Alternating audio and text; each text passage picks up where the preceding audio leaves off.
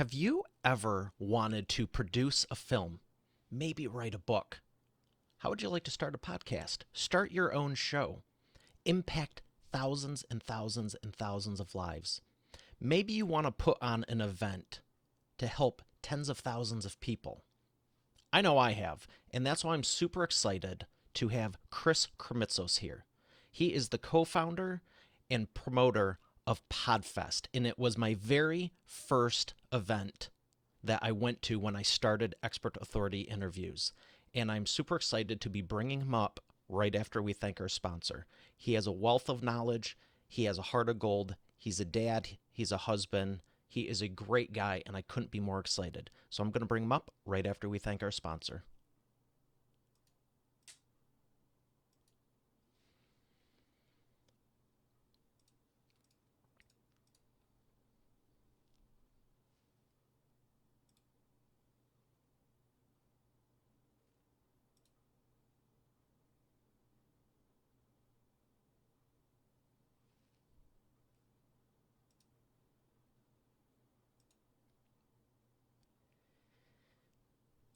Here he is, ladies and gentlemen, Mr. Chris Kremitzos. Chris, how are you feeling today? I'm doing great. Thanks for having me on, Mario.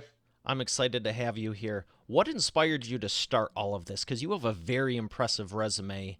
And when we got connected at your main event for the year, Podfest, which is fantastic, how did you get going with all of this? I'll share with you like a short story that'll kind of synopsize how I got started with. I know what you're asking because I do a lot of creative things and they don't necessarily all fit in a box. So when I was 13, my dad brought me in to work as a dishwasher for my uncle in his a New York diner. And he had me washing dishes. And if anyone doesn't know, an industrial dishwasher is very hot and steam comes out of it. And my uncle wanted me to put my hands in the moment the steam was releasing, which would mean I would get burned.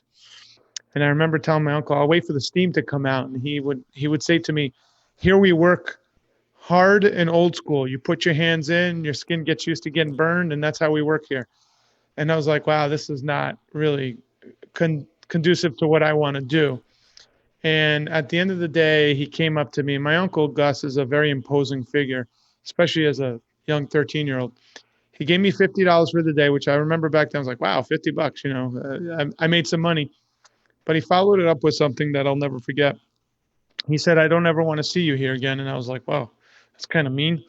And I don't want to say what I was thinking as a kid, but I remember him saying to me, he said, "I saw you talking to the customers during your lunch break." He goes, "You have a gift with words, and I want you to go to school and develop that gift and let it lead you wherever it's going to lead you. If you want to come back in this diner, I will invite you with open arms, but only after you go to school. So until then, I don't want to see you step foot again in this diner." And it was pretty amazing. My uncle Gus, unfortunately for him, his dad, my grandfather, would not let him go to school past the age 8 years old. So he worked in the fields as a little child.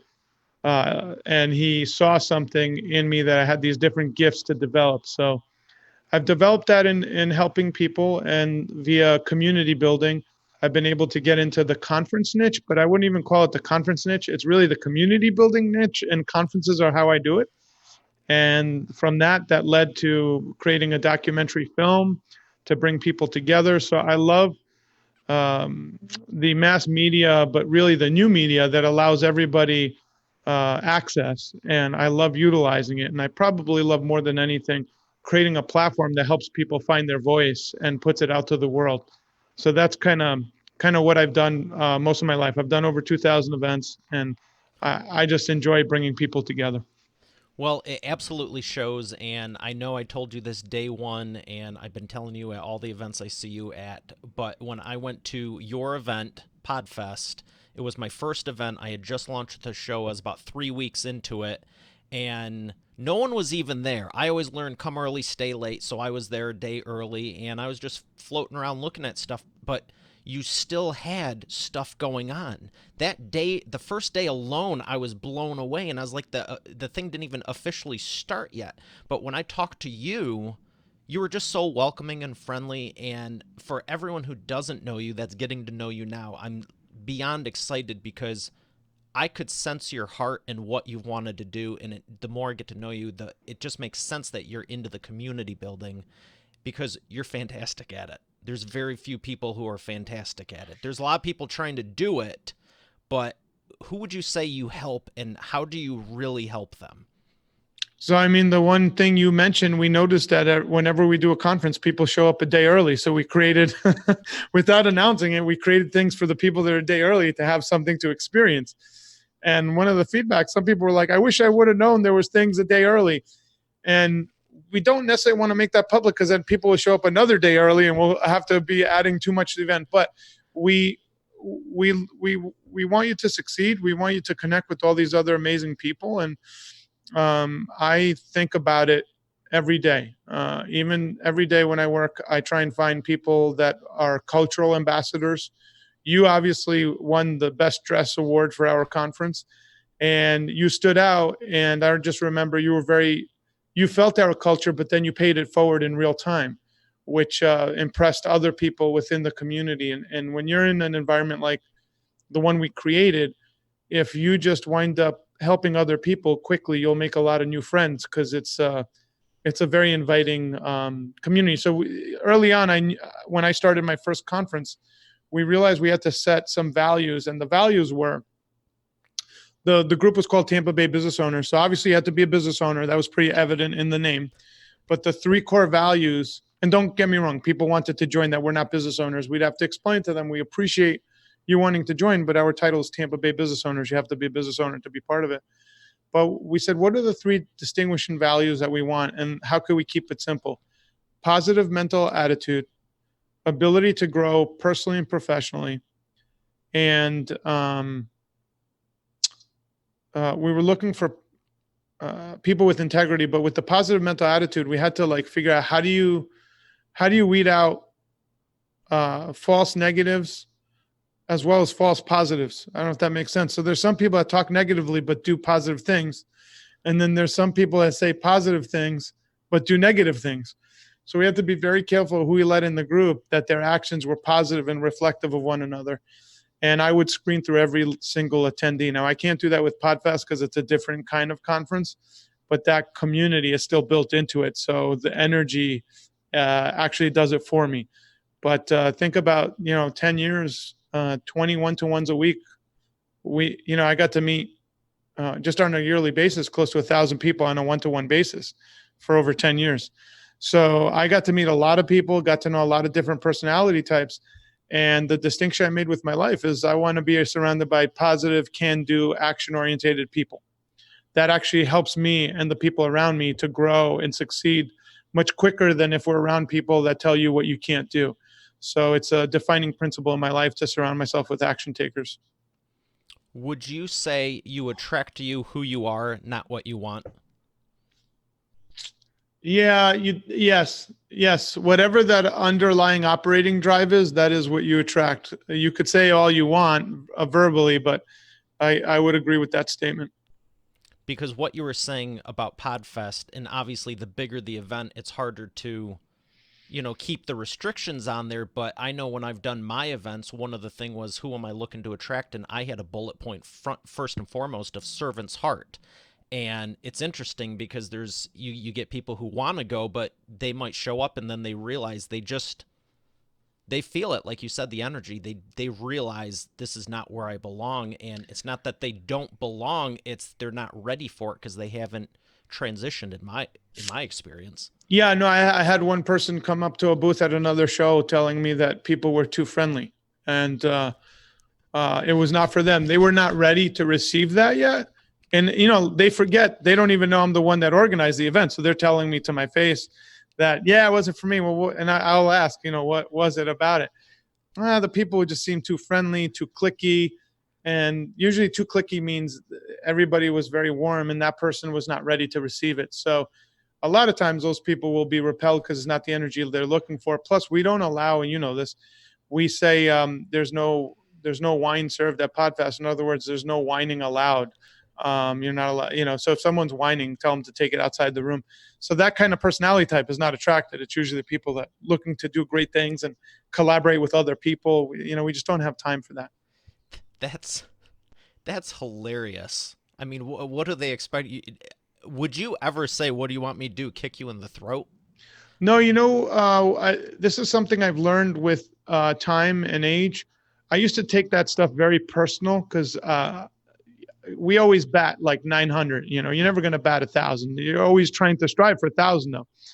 And what I learned is I am doing my job because that person, unfortunately, was not what you just said. They were not there yet, spiritually, mentally, to receive the abundance that is Podfest. Now, if someone had some critical feedback that was on point, I will listen and I will implement it, right? You want to implement it. But when you have someone that not only do they complain about Podfest, but in the same breath start complaining about the event they're at and everything else around them, you realize that it's not just you, it's everything around them. The way they view the world might be a problem. So it's been really important for me to take that as a lesson to understand what criticism to allow in. So Mario, you might say to me, "Hey, Chris, I love your event." And I know truly you do, but you'd say, "Hey, you remember when you did XYZ? You might want to relook at that piece." That's feedback I'm going to take in and be like, okay, this is someone that I know appreciates what we do and takes it to heart. So that feedback is something I would do to implement. But when you have someone that they're just a straight up troll, whether it's on the internet or just in life, you cannot take that feedback to heart because you have to understand where they're coming from. If they're unhappy with all aspects of their life, that feedback is already tainted by the time it comes out towards you. So it's something I had to learn because I used to take everything to heart and be so upset after like an amazing event. So you got to understand where the criticism feedback and if it's founded or not founded. Now I do take a lot of really great feedback and I implement it, but I also throw out the stuff that I know the people are just not happy in their own skin and they're just lashing out. So you got to differentiate the two because that's a really important tool for growth, personally and professionally. That is great expert authority insight because some people really aren't just ready for it. And I can't stop laughing because it's funny to me. It's like everyone wants a better life. They want to do all these things, and it's like it's right in front of you. And I know it's self sabotage, and I know we could go deeper psychologically and all this other stuff, but it's like ultimately I do feel bad for them and pray for them because it's like I can't even wrap my head around having a worldview waking up every day when all this great stuff is happening and there's these opportunities and you're just like shooting them down. I mean, to the right person, nothing can go wrong. They'll find the positive, and to the wrong person, you could have everything go great and they'll find the negative in it. We have a friend that just got diagnosed with cancer. It looks like a 99%, curable, like very. And we saw him at Panera, and he told my wife, "Well, this is the good news. Is I was looking to lose weight, so this is another way for the universe helping me to lose weight." I mean, talk about positive. Now that person, they're a good friend of ours. They still need support, but he chose to look at the bright side of something most people would be devastated. He knows he's going to get his butt kicked by radiation chemo, but he's looking at it like, okay, well, the benefits of this is I'll probably lose some weight on the road here while I go through this treatment. So I'm going to look forward to that. So, it's just how you look at things. Yeah, it's just about that attitude. So, who would you say has been the biggest transformation you've been able to help so far? I don't look at the world that way, but there are stories. If you want to look at stories of people that we've helped, with this is a public one that is shared at Podfest. Gabe Aloisi, who I know has been on your show, he one day we were in a mastermind group and he said, "How can I help you with Podfest?" I go, "I don't know. I'm selling tickets." He goes, "What if I buy a ticket and you give it to someone that needs help?" And I just never thought of that. I said, "Yeah, I guess you could do that." He goes, "You talk to people all the time that need help." He goes, "Give it to someone that really deserves a hand up, not a hand down." I said, "Done." I said to him, "Do you mind if I mention it?" And he's like, "Well, I kind of want to do it private." I go, "No, no, let me just tell people because maybe it'll start something up." So I mentioned it at our local group, and then 5 people all of a sudden said, "We want in." So now one person triggered 5 other people to take the same action. One of the people that took that was a single mother by the name of Jemmy Langenauer, and she was a former radio engineer. She got one of the pay it forward tickets. It literally changed her life, and this is her words, and she always reminds me of it. But she met Glenn the Geek. Glenn the Geek and her like bonded as like friends at a very deep level. And then he hired her to handle all his production. And then they started the Finding Florida network. Glenn the Geek has the Horse Radio Network, and she has credited that Pay It Forward program to changing her life. Now, I would say I facilitated that. Gabe started it, but we never realized how big that program. Since then, over 100 people have gotten Pay It Forward passes. And you know what? Some people have abused it, but I have to look the other way because 99% of them have really needed that hand up, and it's changed their lives like Jemmy, and it's been amazing to watch. So we're going to keep that program going strong and help as many people as we can. Now, people that have been recipients of Pay It Forward have now bought tickets and paid it forward themselves. That's the amazing part of that whole program. That is a great story because I remember seeing it when I was getting my ticket, and you had highlighted. I remember the entire thing, and I'm not going to share all of it because people should go to Podfest and see it for themselves, and especially the other thing that happens. But I just remember experiencing it, and it was just another thing that let me know that I was in the right place and it was the right group of people, because there were so many stories of here's what my show's done. I saved someone's life. I had this, and it wasn't just one or two. It was I'd say upwards of 70-80% of the people that were there all were affecting change in a positive light like that. Yeah, we had one year where one of the attendees, she had PTSD, but not just PTSD. She had like brain damage from something. Something had happened. I forgot what it was. She was a young girl. And she, because of that brain damage, she was deathly afraid of groups and deathly afraid of any highlighting publicly, like high anxiety. And at the end of one of the conferences, what you're mentioning is the gratitude ceremony. That's our closing keynote. She got up and thanked everybody and told us this whole story, which we had no clue. We just thought she was, one of us and didn't know what she had gone through. And she spoke publicly for the first time. She had tears. She had a breakthrough. And the reason is she didn't feel, this is the interesting thing. I know, Mara, you felt this. She felt that she was with her family. That's when someone feels that comfortable to share like that.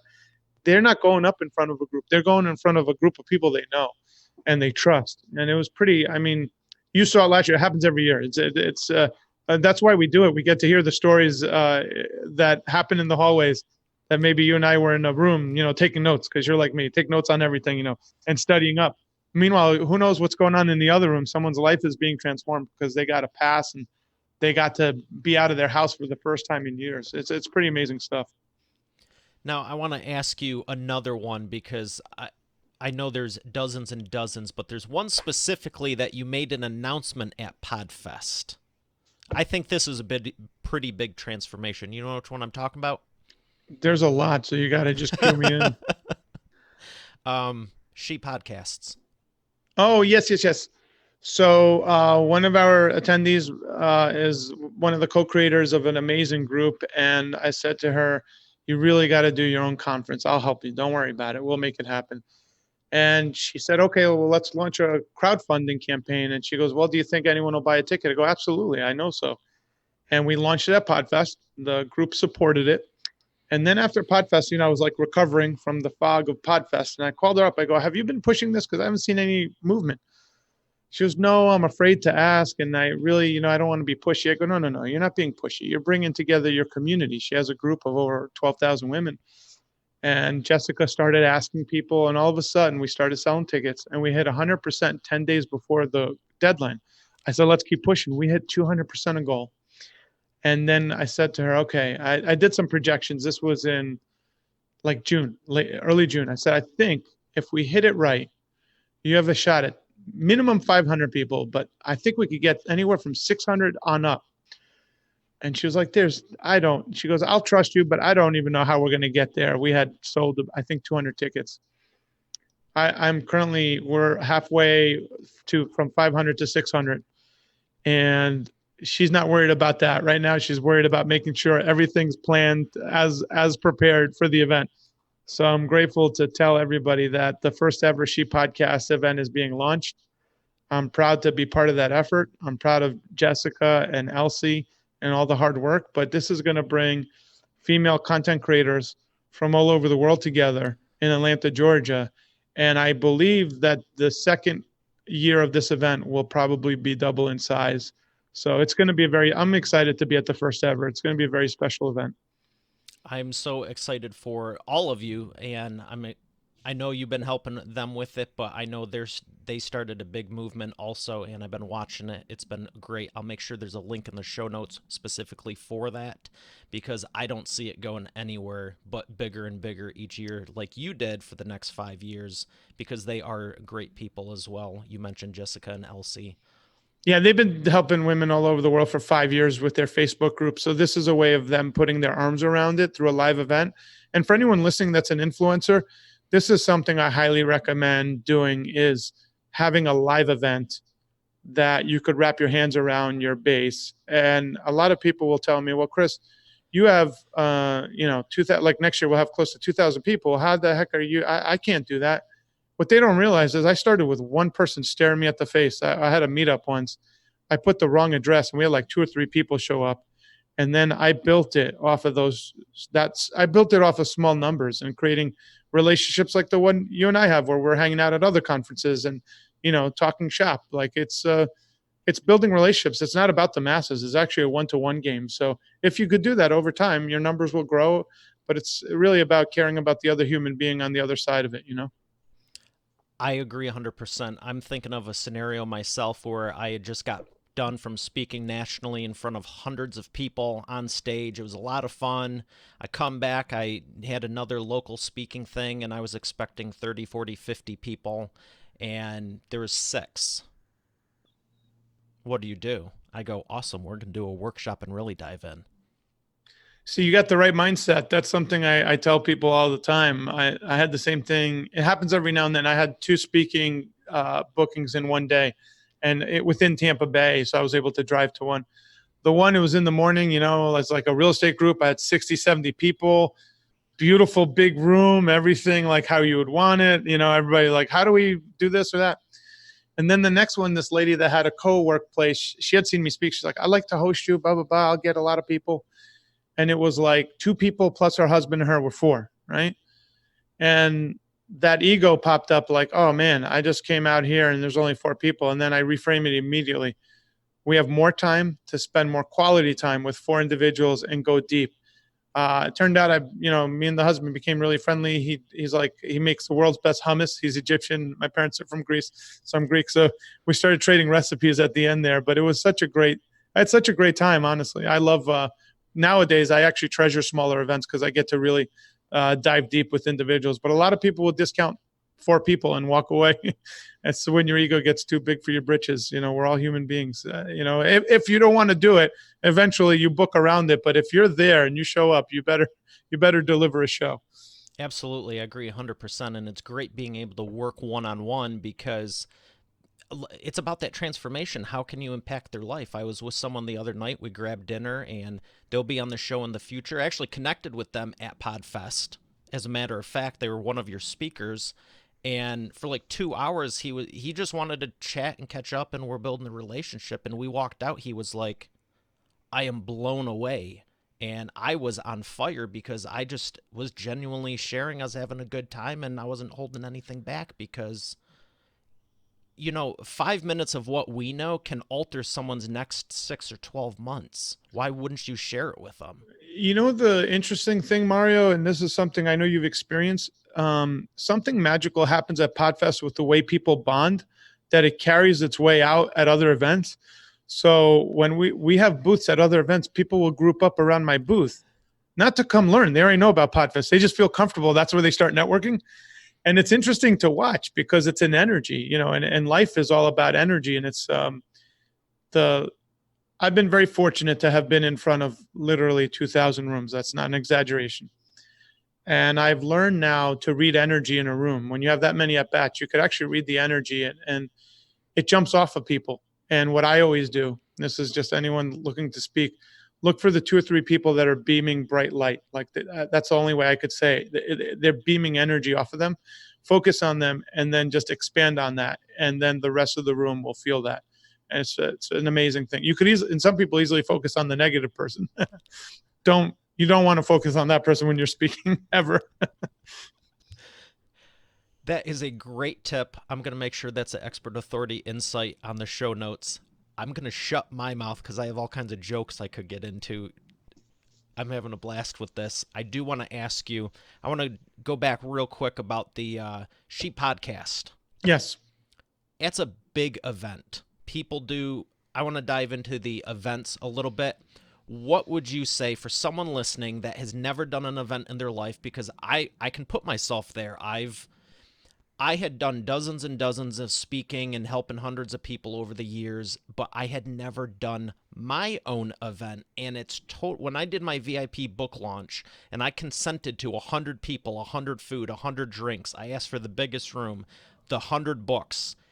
It's a lot different when you go, I'm just going to roll up here and talk to the audience and you're responsible for it all versus not only do I have to do that and I'm the producer and this is all on me, whether it sinks or swims. What are some things you could say for you want to launch your own event? I agree 100%. Do your own, but what should people consider? First off, you want to consider your marketing reach. So how big of an event can you do? And most people overestimate that. In the case study of Sheep Podcast, they underestimated it. And I was more accurate in estimating it because I already have experience within the niche of podcasting and understanding their community. So when I was looking at their marketing reach and their relationship reach, I guesstimated minimum 500 people for a first-time event, which is extremely high. But remember, they were giving back and helping women all over the world for the last 5 years. So my guesstimate was 500. When we did the crowdfunding, we sold 200 tickets. So we were already 2/5 of the way there. Then I have a lot of tips and tools on how to get the numbers going. And it's very simple things, but we always do airline pricing, which means every couple of weeks the prices increase. We make sure everybody knows. I don't care if it's $5 or $10. It's just the habit of prices are going up. People then get fear of missing out. They have to grab their seats and tickets. We've done at least 4 or 5 price increases since we started this. Then you have your speakers, right? So if you have people applying to speak, many times you'll comp them their passes, but then you might say, hey, we'd really appreciate it if you shared out why you're coming out and why you're excited. That'll get you another sale or two, depending on the speaker, especially if you're featuring speakers that are normally not featured, but they're really good speakers. There's a lot of untapped talent out there. So you want to backtrack. So let's say you're someone that's an influencer in this case, which would be good for the listeners of the show. And you have a couple of people that you could get, but you don't know if you could get a lot. So you want to book a room for up to 100 people. And the cool thing with the room that fits up to 100 people is you could mess with the layout. You could do round table layout, and that could fit 25 people if you don't sell 100 tickets. Theater style, where chairs are seated next to each other, is where you would fit the maximum of 100. Or you could do a horseshoe shape, right, where you could maybe fit 35 or 40. So don't be afraid of like, oh my God, I booked a room with 100 people. You just don't want to state that you're going to have 100 people until you know you're on your way to 100 people. Does that make sense? Absolutely. Because then you could fit the layout for what you booked. You want to be careful of the guarantees you're giving the hotel. There's some hotels that need sleeping rooms, which means rooms where people stay overnight. That's kind of my specialty. That's where my expertise comes in because those are very big guarantees. Or you could get a local hotel like a Hampton Inn that's pretty nice, has the room. They'll give it to you for a flat fee, maybe 600 or 1,000. Sometimes they'll let you bring in food even, or they might have something vendor that they work with. But that's not going to be a lot of money comparatively to a full-on convention resort. That's a different animal. And I would tell people, try and start where you're most comfortable with. Control your expenses. That's the number one rule of a promoter. Control your expenses. That's where your money is actually made. Obviously, you want to sell tickets. You want to sell sponsorships. You want to do all that. But you need to negotiate up front really good expense structure. And you do that by capping your food and beverage. And you could cap it in real time. So if they need a refill, they have to come to you to sign off before they refill anything. So you could decide whether you want to put more coffee in or not. Many times, a lot of people will overdo the coffee. You're okay to serve coffee till like 12 noon or 11 a.m. People understand that after that, there might not be any coffee. And the reason why I use coffee as an example, a lot of people don't know, but when you're dealing with resorts, the coffee could go up to $150 a gallon. So usually they charge you anywhere from $72 to $130 a gallon, and then they say plus. Plus with resort hotels is usually tourist tax, service charge, and some other tax. They have all these crazy taxes, and that's how they fund a lot of things. Plus usually means 33% added. So if something's 120, plus means like another $40 on top of that. It's 160 a gallon. So you really have to be careful when someone says plus what that means. The common vernacular, by the way. Oh yeah, $100 plus, and you're like, okay, what does that mean? Just tack on 35% to be safe. Wow, that's fantastic. So you'd almost be better off going to a Starbucks, not even a lesser chain, if you will, having someone fly out and bring it in because, I mean, Starbucks is only, what, 25 a gallon? Yeah, the challenge is once you're on a full service resort, you can't do that. You're contractually Oh, abided. That's why they could charge you that money. You have to use their food and beverage, and that's how they make money. So you just have to like I said, you have to negotiate these things up front. So you say, look, I want to see the menu. I want my cost capped. I want 20% off the menu, and I want it on this menu. Because let's say you're negotiating a year out. A year later, the prices have gone up by 20%, and there's a new menu. So you have to have this all in writing. wow. That's some great insights because, yeah, I mean, you can sell 100 tickets, 1,000 tickets, or whatever, but it's not how much you make; it's how much you keep. And if you're not keeping majority of it, and there's arbitrary $700 hammers in the contract. Yeah, and you got to read your contracts, and this is a place where I don't do the best job. I try and read everything, but we're so accustomed now to signing like 20-page terms of service without reading. When it comes to doing your own event at a big hotel, you must read your contract. We had a pipe and drape company. Those are the companies that put up the pipe and drapes for the exhibitors. You know, we all see those black curtains that exhibitors. That's called pipe and drape. So they gave us a bid, and unfortunately, this was for Sheep Podcast. I didn't notice that they didn't include tables with chairs. Usually, that's included in the price. Instead, it's what they call a shell. Well, now it's not that much extra, but it's an extra grand or two that was overlooked. More than likely, that's what we would have probably paid if we negotiated up front. But what the vendor did is they made their bid look cheaper when you're comparing it to someone else. Does that make sense? And they might be including chairs and tables. So you just have to be very careful. Luckily, with Jessica, she's phenomenal. And we both looked at, okay, we have 10 extra booths, right? We're going to now sell those, not as booths, but for podcasters that want to put their materials on it for $200-300. We'll put it out there. You could put your materials on a table. It's not a man booth. You just put your marketing materials. Well, that we just created, $2,000-3,000 worth of income instead of a negative. And as a promoter, you always have to look at the positive. Otherwise, you'll get swallowed whole really quickly by dwelling on the negative. You got to move fast. And I'm sure there's a lot of people who would jump at the opportunity for 500 or less versus Oh, absolutely. 2,000, 5,000, 10,000 Yeah, plus. the exhibitors have paid the premium pricing, but this is not for an exhibitor. It's like, hey, show and tell. You could put your materials on a table, $200-300. If you're already flying out, that's like a gimme, right? But now for the organizer, we're counteracting the cost and actually making it a profit center and get to experiment on a mistake when before other people would just be like, oh man, I'm just going to take a hit. No, use it to your advantage. That's a great tip. That's a great tip. So I have one more question for you as far as let's talk about your movie. There's not a lot of people that can say, I produced a film, I produced a movie. What has that done for your business? And feel free to tell Expert Authority World what you're going to do for them. I'll make sure the link is in the show notes. Yeah, so the Messengers, a podcast documentary, was created in 2016. We had all these special characters coming out, and it was a small group. Our Podfest group was like, I don't know, 180 people at the time. But we're like, we have all these amazing authorities. Like one guy talks about horses, the other guy talks about gaming, the other lady has, the biggest female podcast group and all this stuff. So I said to Neil Gillarte, a friend of mine who was an attendee, I said, we should make a documentary. And he said, yeah, I think we could do that. So we spent a year filming, and we crowdfunded it, hit 123% of goal. And we made The Messengers, a podcast documentary. We got distribution out of LA. Now we've had it out now for a couple of years. If you're an Amazon Prime member, you could go on The Messengers, a podcast documentary. But Mario, I'm going to send you the link. I've created a Google document where someone could literally give us their email, and they'll click a box which says, I give them all rights to share the movie into perpetuity for free on social media. So we're going to release it on International Podcast Day, free of charge to the world for them to share it out. And I need that email because I have to send them one email to let them know here it is, it's being shared.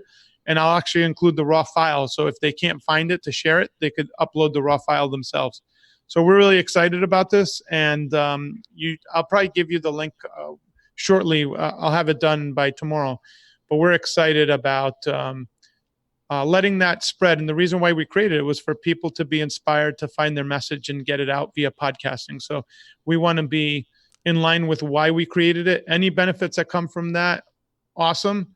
But that's not why we're doing it. We're doing that to help the medium of podcasting. And we feel if that medium grows, more people will help other people. And my job will be a success. And that's why we got the name, The Messengers. We originally focus grouped the title. And my business consultant friends said you should call it a podcast documentary.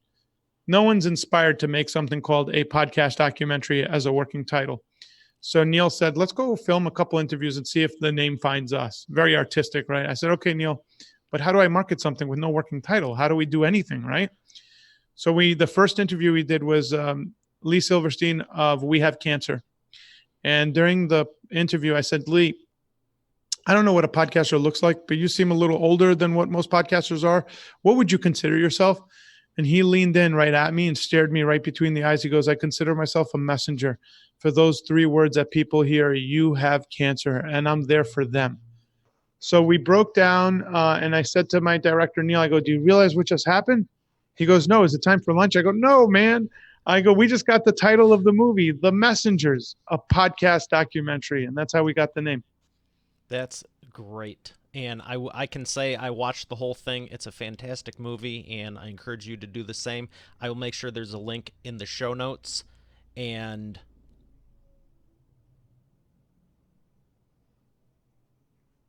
could you hear that? No, I just heard the link in the show notes. Okay, I'm going to say that again. I have watched the movie myself. It is a great movie. I encourage you to do the same. I'll make sure there's a link in the show notes for the form so people can sign up there and get the consent and everything. And I'll make sure that's put on eainterviews.com for you.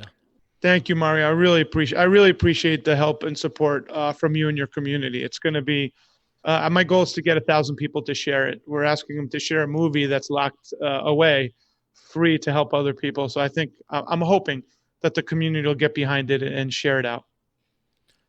Well, I'm excited to promote it some more because I'm new to this. This is all new to me, so the more I'm learning, I get more excited about it. And every time I learn more, especially with you and Podfest, it just, I mean, I knew it day one, but it just strengthens the, let's say, ammo in the arsenal. I can speak truthfully about it because it's fantastic. I can't wait to go back. And I was on the site, and I'm excited about all this stuff you're doing with it. So, question for you. I'm calling this the wheel of whatever round. And we're going to spin a wheel. It's virtual right now, but there is an actual one in the works. And this is a little, do you want a softball question or hardball question? Whatever you want. Hardball. Hardball. This might be a little controversial. Why? It's not bad, though. Podcasting versus radio. Some people still go, oh, you have a podcast? Well, I have a radio show on XM, FM, AM, whatever, double HM station. I've heard some people, they have this air of superiority of it's terrestrial, therefore it's better because it's been around. Why would you say podcasting's the future? And let's just dive deeper with this. Yeah, so this is an easy one to answer. Definitely podcasting over radio, not from a class perspective. It's from a literally logical perspective. It's on demand. I could download it when I want, how I want. I could absorb it in a plane, in a car. It doesn't matter what geographic. I could be on an island in the middle of the Pacific listening to a podcast. I don't need a terrestrial signal to capture that, and I don't need to wait around for. I could download it to my phone. I could find the exact content I want. It's long form. I don't have to be interrupted every 5 seconds with some kind of call letters for a radio station. I mean, I could go on and on, but I just don't see any advantage radio has over podcasts except for people's habits not being able to change over. But And SiriusXM, I believe, was one of the first paid podcasting type things. So if you're on SiriusXM, more power to you. It's like being on Netflix for audio. Like people are paying to listen to it. But if you're on some terrestrial signal and you're going to hold that over my head, if you're Dave Ramsey and you already have an audience that's listening, absolutely, more credit to you. You're holding out to your audience. But he even transitioned into podcasting years ago because he knew that's where the future was going. So I'm not necessarily I'm a proponent for podcaster, but when the next technology comes out, I'll be on that as well. I'm a proponent where the audience is. And podcasting not only is where the audience is, but it's where the fastest growing segment of the audience is. Whereas radio listeners, as they pass away, you lose them because young people are not transitioning to radio. First off, if anyone debates you on this, here's anyone listening to this, here's what I want you to do. Ask them, where do you download your music from? I could guarantee you if it's an older demographic, they'll say Pandora, right? And if it's a younger demographic, they're going to say Spotify. There's no one listening to top 10 radio hits anymore.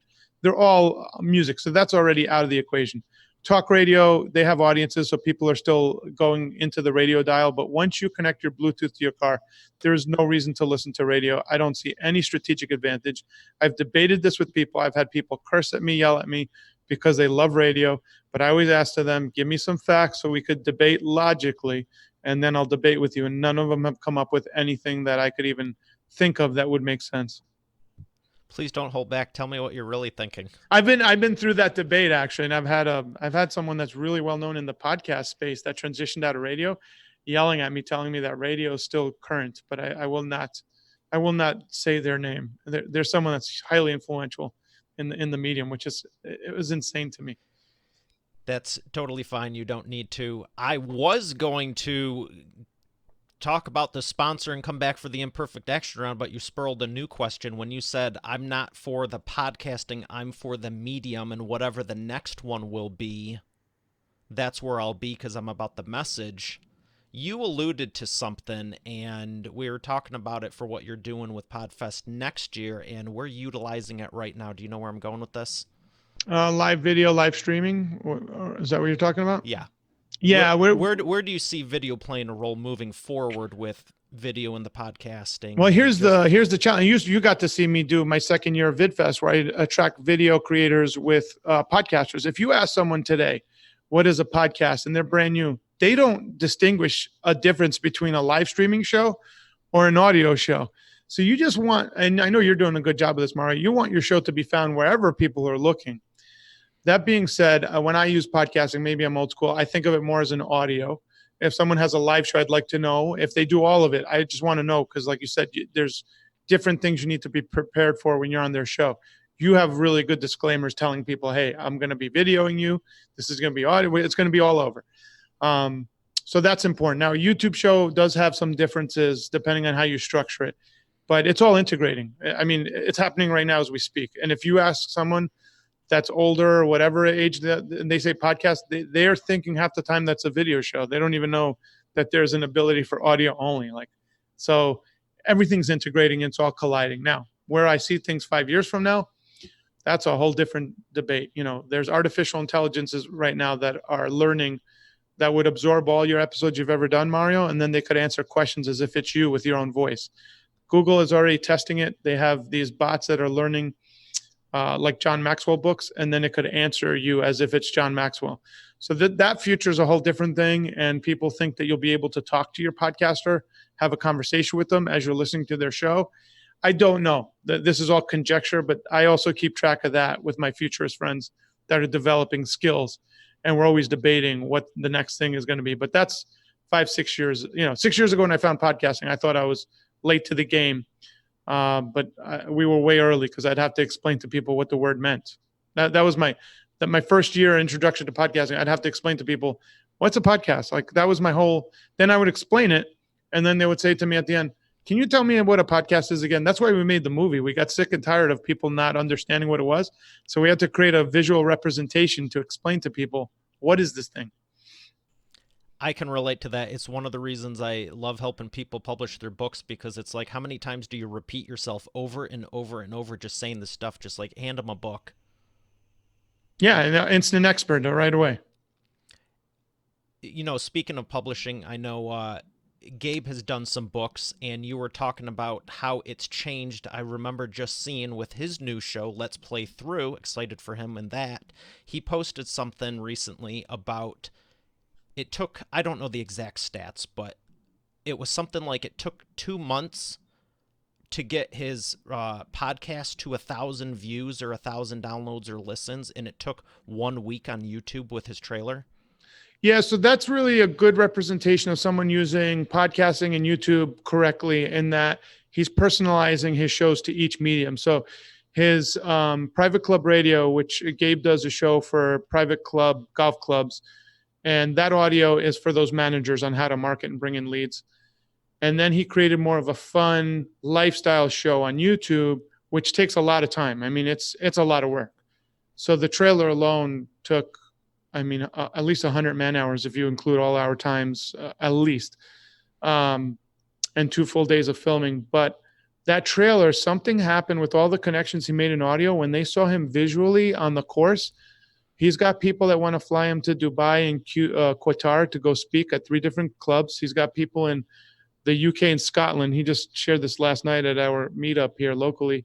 And then he has people that have booked him to speak in China, and he also landed a client, all from a trailer. Now, he hasn't even released his first YouTube episode. It's a trailer prelude to the first episode.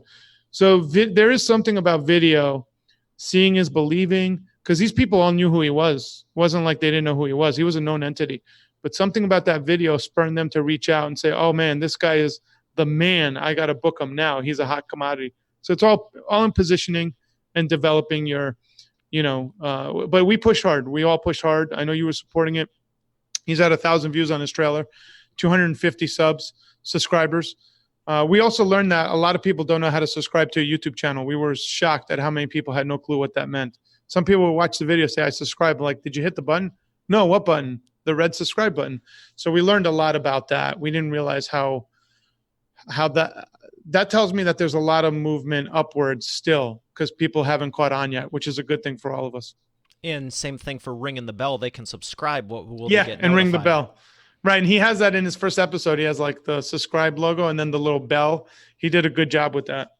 Yeah, I remember when he sent me the preview a couple weeks ago, I was like, this is fantastic. And, we've been talking about it since he's been on the show. For anyone listening, there will be a link in the show notes for his episode. You can check him out. He's been on Expert Authority Effect interviews also. I'm going to thank our sponsor, and we're going to come back for the Imperfect Action Round.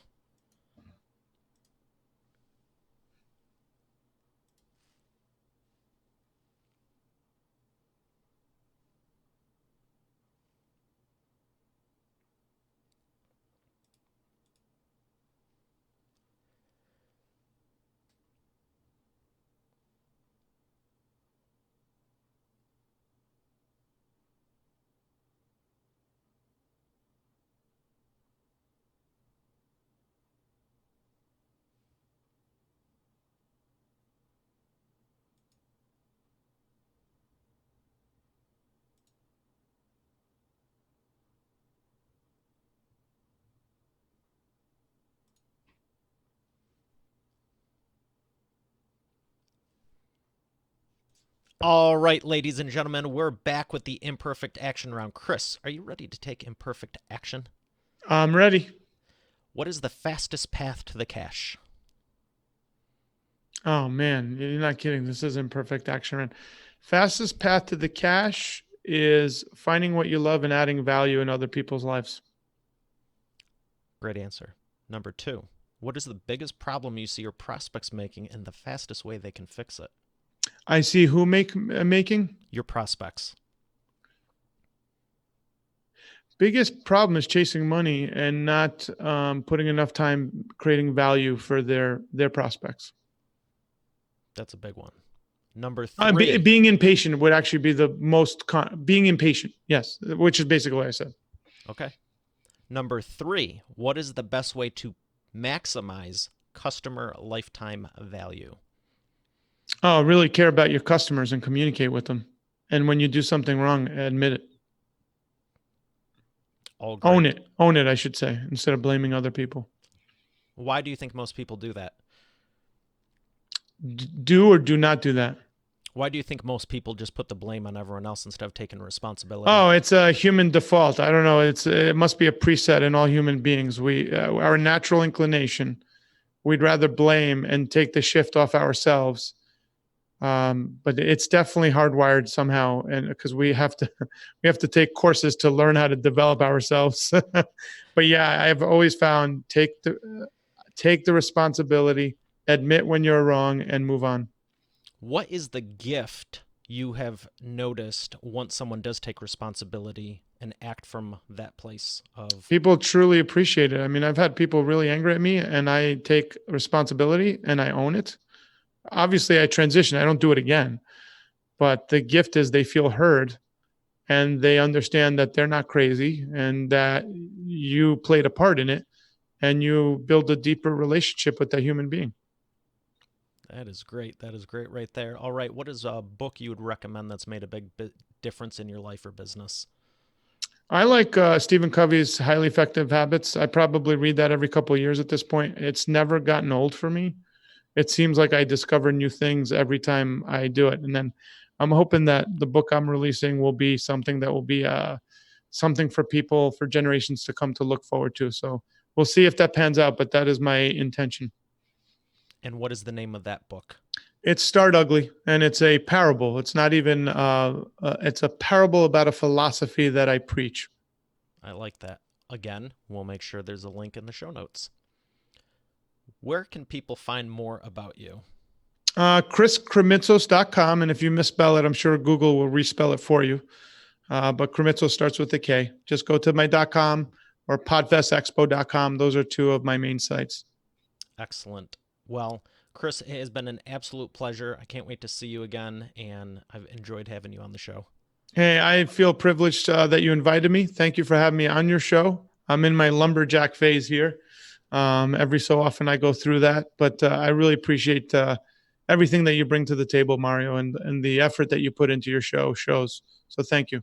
Well, I appreciate that. And it doesn't matter how you look, it's still your heart and content. And you definitely delivered, over delivered as always. And this is just a snapshot of what Podfest is like, everyone, because you want to be there. Chris is awesome. So, Chris, thanks again. I look forward to talking with you soon. And Expert Authority World, we have another great episode here. I look forward to seeing you on tomorrow's. Have a great day and God bless.